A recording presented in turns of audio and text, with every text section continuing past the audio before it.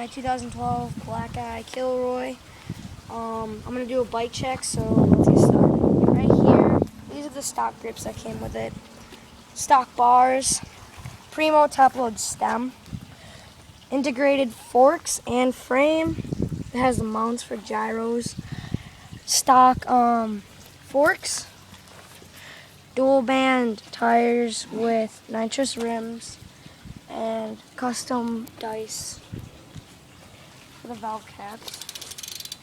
And here we have an Eastern sprocket, 22 tooth, 9 tooth in the back for the hub. There's cinemas for both sides.